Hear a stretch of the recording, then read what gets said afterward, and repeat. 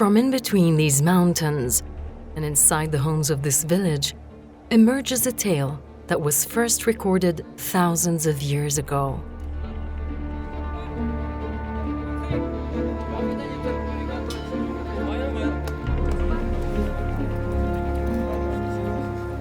This hand-braided bamboo ladder stretches far out like a railroad track, routing them to their destination.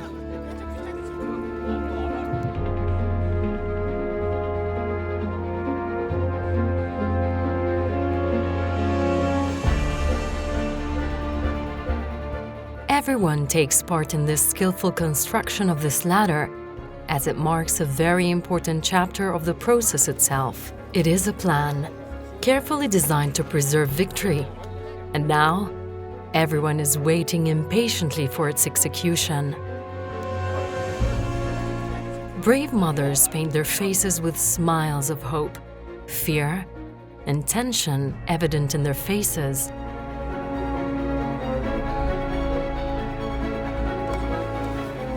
Work is in progress, but you can hear the laughter masking the anxiousness lurking beneath.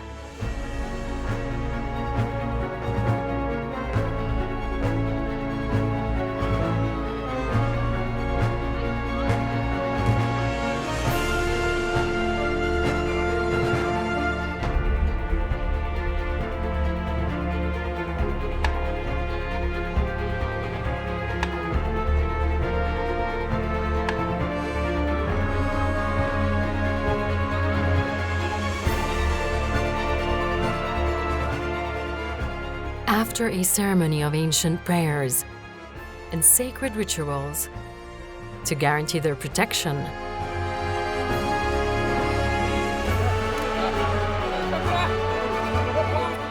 the moment of truth has come.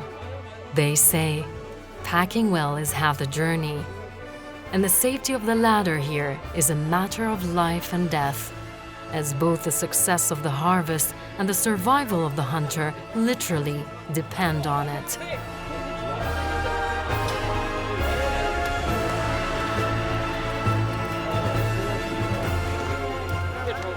Everyone takes part in this, no matter how old or young. It is a story that will be passed on generation after generation after generation.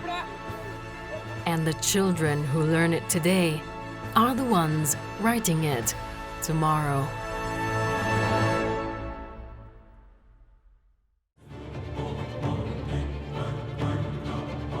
To reach their goal, the Gorung leave the comfort of their Chimchi village in Nepal and begin a journey of about 6 kilometers. Carrying with them the tools and equipment needed for this dangerous and almost deadly hunt. Many of their ancestors have died falling from these cliffs, and like other cultures do in honoring their lost heroes, several slopes here are named after those who gave their lives to this ancient homage. Despite this ancient homage being shared across generations, their destination remains unchanged. The Himalayan mountains.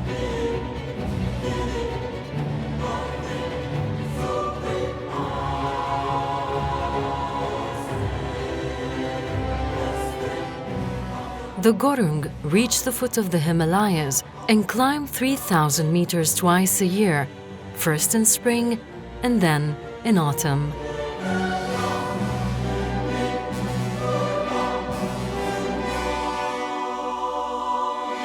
The toughest part of their 3-hour journey is now over, and only a few steps left, as they're about to reach the same place where the first encounter occurred in around 8000 BC.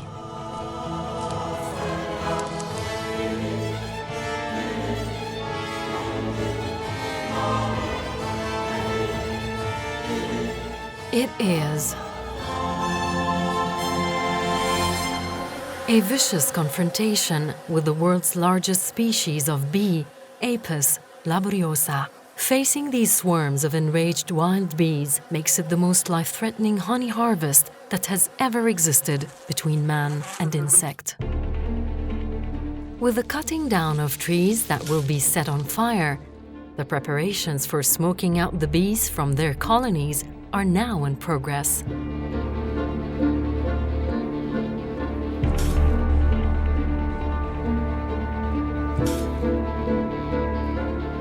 The larger the fire, the better the effect.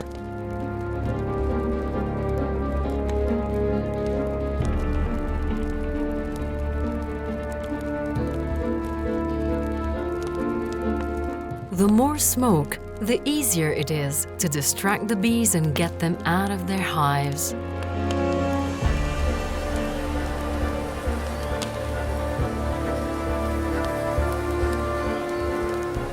They wait as temperature rises and the smoke intensifies.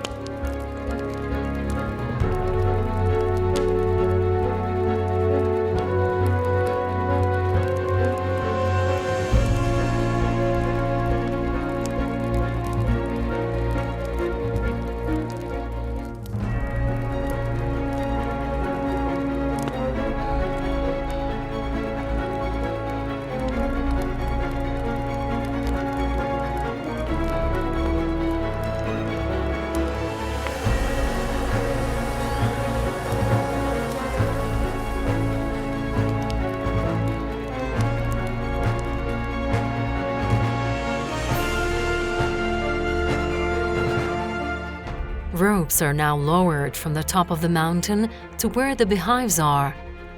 This is done to fasten the 60-meter ladder, which once becomes secured, it gives confidence to both the hunter and the hunt itself.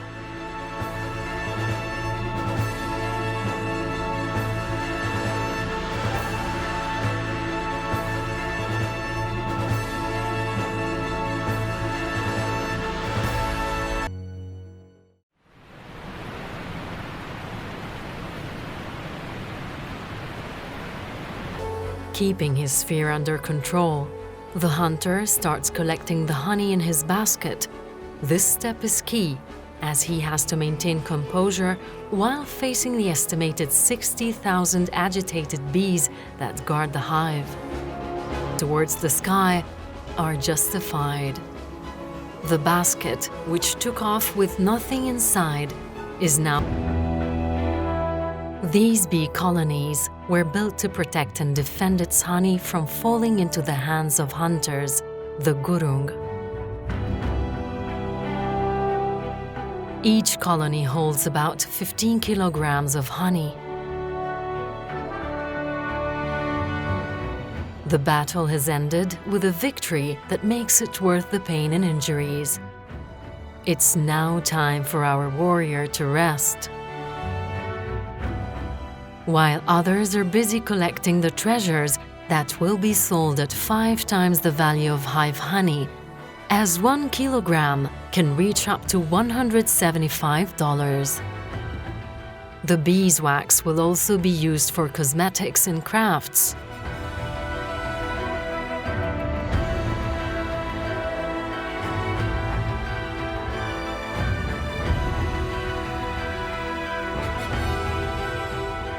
Till their dying breath, bees remain scrupulously faithful to their hive.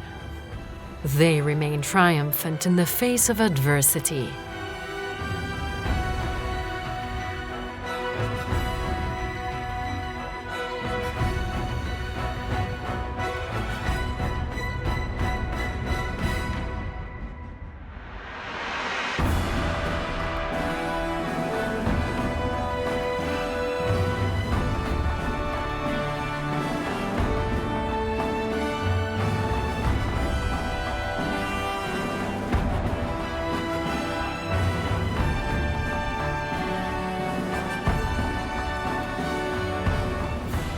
The heroes have returned, and the children light up with joy as their fathers and grandfathers are back with a tale so victorious that it will be shared and shared again by generations to come.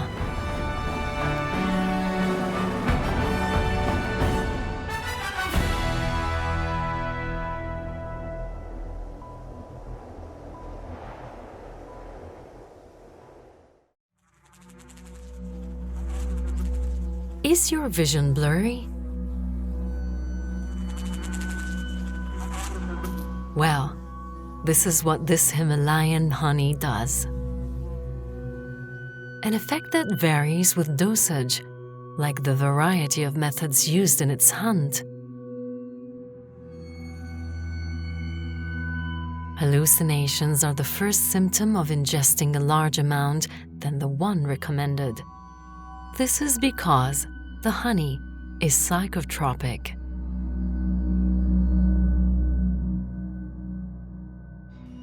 These wild bees feed on the nectar of Nepal's national flower, rhododendron, which contains a neurotoxin called granotoxins. This type of bee is a living example of an old Arabic saying, "Slip poison into honey," as the final attempt of these bees in executing vengeance. This hallucinogenic honey, also known as red honey, is only produced in spring and ranks at the top of all types of Himalayan honey.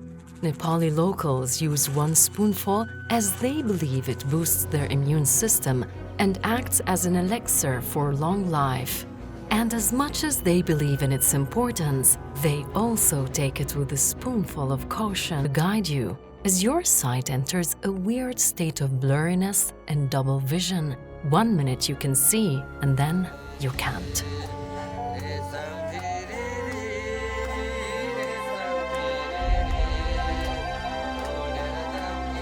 On the tunes of the sarangi, a Nepalese traditional music instrument, and while drinking their traditional beverage, chang, the gurung begin celebrating their successful hunt, one free of casualties, unlike years previous.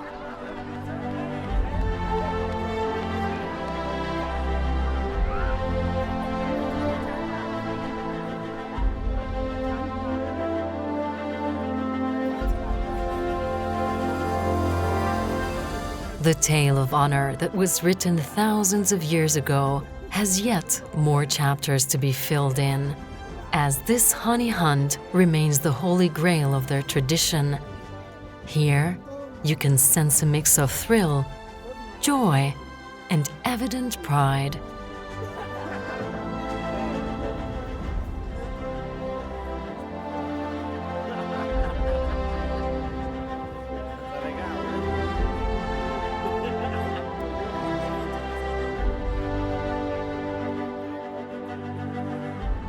One that makes all their temporary pain and past injuries worth the risk, while their victory will last forever.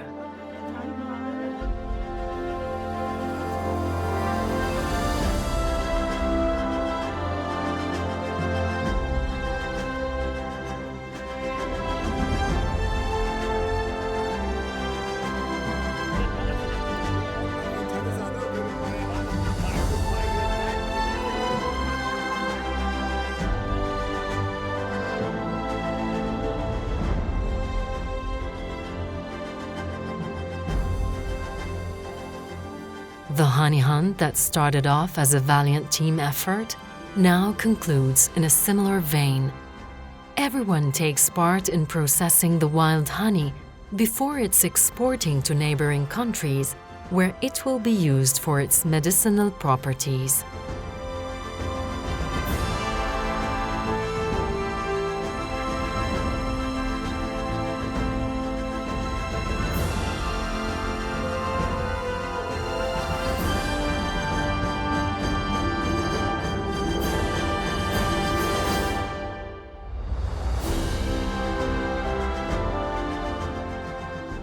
Often, the hand that writes history and builds a civilization in one place is very different to the one creating another story elsewhere. And between those hands lies endless experiences and an ocean of knowledge. No matter how much you know, there will always be something that you'll miss, because it is العالم كبير.